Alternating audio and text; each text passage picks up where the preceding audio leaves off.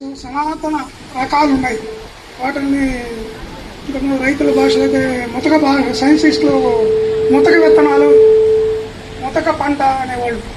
ఈరోజు వాటిల్లోనే విపరీతమైన పోషకాలు ఉన్నాయని, చాలా జబ్బులకి నయమవుతున్నాయని ఈరోజు ఇండియన్ మెడికల్ సర్వీస్ లాంటి సంస్థలు, ప్రభుత్వ సంస్థలు గుర్తించి ఆ యొక్క విత్తనాలని అలాంటి రైస్ని తినమని ఈరోజు ఎన్నో సూచనలు జరుగుతున్నాయి.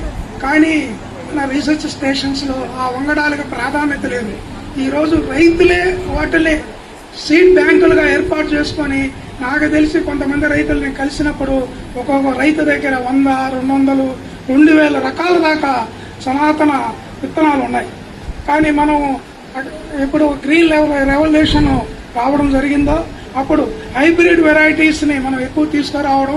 అంతకుముందు ఎకరాకి పుట్టుడు 30 వడ్లు అయితే గొప్పగా చెప్పుకునేవాళ్ళు. మనకి ఈ వంగడాలు రావడం వల్ల, హైబ్రిడ్ వంగడాలు రావడం వల్ల 3 కుట్లు, ఇప్పుడు 5 కుట్లు, 6 కుట్లు దాకా కూడా అవుతున్నాయి. చెప్తున్నాను.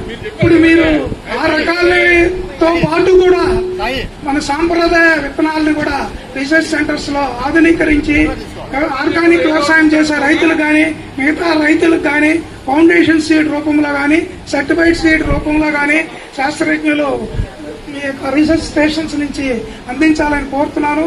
నేను ఐఐఆర్కి, ఐకార్ కూడా నా లెటర్ ప్యాడ్ మీద అర్జీ కూడా పెట్టడం జరిగింది. బోర్డు మీటింగ్ లో నేను దాన్ని లేవనెత్తి తీసుకొస్తాను.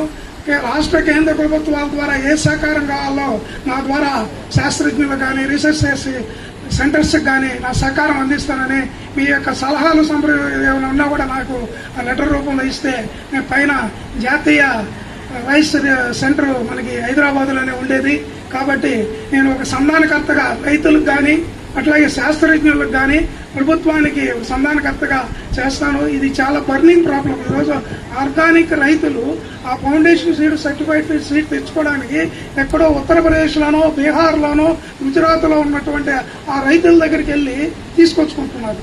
ఇక్కడ మనకి నెల్లూరులోనే ఈరోజు రీసెర్చ్ స్టేషన్ ఉంది, బాపట్లలో ఉంది, పుంగుటూరు, ఇంకా వెస్ట్ గోదావరి, ఈస్ట్ గోదావరిలో ఉన్నాయి.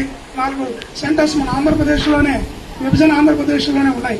కానీ ఈ రకాల మీద ఎందుకు దృష్టి పెట్టడం లేదు? ఆ బ్యాంకు ఆ విత్తనాలను ఎందుకు సేకరించి వాటిని స్టోరేజ్ చేసి వాటిని ఆధునీకరించి కొద్దిగా ఈల్డింగ్ పెరిగే విధంగా, రైతు కొద్దిగా ఇంకా పోషక విలువ లేదని పెరిగే విధంగా కూడా ఈ రీసెర్చ్లో వాటిని చేసి ఆ 2000 రకాల్లో కనీసం ప్రాంతాల వారీగా కొన్ని పండుతాయి, ఆ నేలల వారీగా కొన్ని పండుతాయి. అవి మన నెల్లూరు జిల్లా ప్రాంతంలో ఏ రకాలు పండుతాయి, పక్క జిల్లాల్లో ఏ రకాలు పండుతాయి, వాటిని రీసెర్చ్లో తేల్చి రైతులకు ఫౌండేషన్ సీడ్ ద్వారా ఇస్తే సర్టిఫైడ్ సీడ్స్ కింద మార్చుకొని అభివృద్ధి చేయడానికి రైతులు ఈరోజు తన సొంతగా మంచి ఆహారం తినాలని కూడా ఉన్నాడు. ఆర్గానిక్ 10 ఎకరాలు ఉంటే ఒక అరెకరో 1 ఎకరం ఆర్గానిక్ వ్యవసాయం చేసుకునే స్థితిలో ఉన్నాడు. ప్రపంచం అంతా కూడా ఈరోజు ఆర్గానిక్ వ్యవసాయం, ఎలాంటి పురుగు మందులు